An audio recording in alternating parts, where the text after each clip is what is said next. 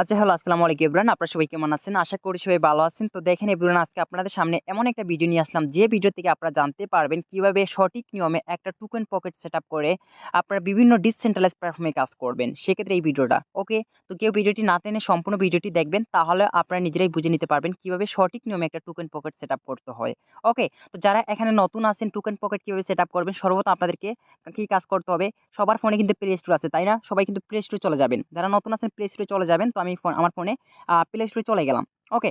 তো প্লে স্টোরে যাওয়ার পর এখানে কি করতে হবে? সার্চ বাটন আছে, আপনাদের দেখবেন প্লে স্টোরে যাওয়ার পর সার্চ বাটন আছে। সার্চ বাটনে লিখে সার্চ করবেন কি টোকেন পকেট, এই লেখাটা লিখে সার্চ করবেন। দেখেন আমি টোকেন পকেট লিখে সার্চ করছি।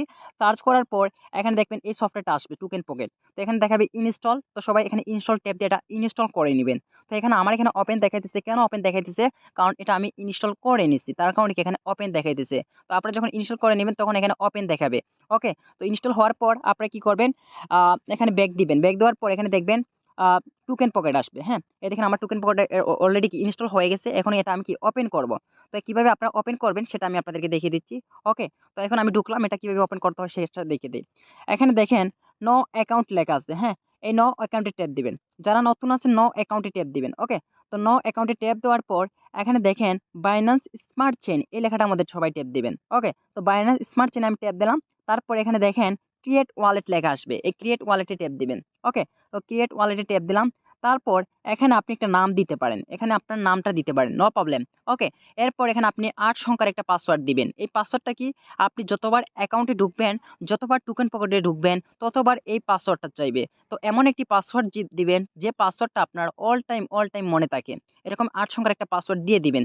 আবার নিচে দেখেন রিপিট পাসওয়ার্ড। এখানে আপনার সেম টু সেম পাসওয়ার্ডটা দিবেন। উপরে যে ৮ সংখ্যার পাসওয়ার্ডটা দিবেন, ওই পাসওয়ার্ডটা আবার নিচে দিতে হবে। ওকে।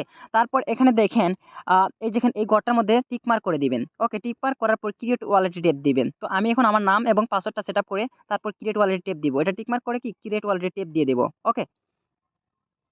আচ্ছা, যাই হোক এবার আমি আমার নামটা এবং পাসওয়ার্ডটা সেটআপ করে দিয়ে দিছি। এখন আমি কি করব? এটা টিক মার্ক করে দিছি অলরেডি। এখন আমি ক্রিয়েট ওয়ালেটে ট্যাপ দেব। ওকে। ক্রিয়েট ওয়ালেটে ট্যাপ দিলাম। ওকে।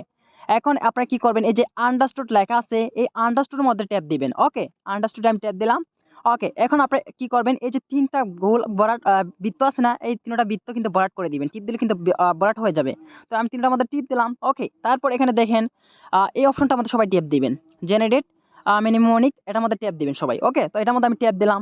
একটু ওয়েট। ওকে। এখন আপনাদের কিন্তু এখানে দেখেন কপি সিক্রেট রিকভারি ফার্স্ট, এই লেখাটার মধ্যে ট্যাপ দিবেন। ট্যাপ দিলে এখানে আপনাদেরকে ১২ টা ইংলিশ ওয়ার্ডের পাসওয়ার্ড দেওয়া হবে। ওকে। তো এখন আমি এটার মধ্যে ট্যাপ দিলাম। ট্যাপ দিলে কি আমার পাসওয়ার্ড কিছু কপি হয়ে যাবে। ওকে।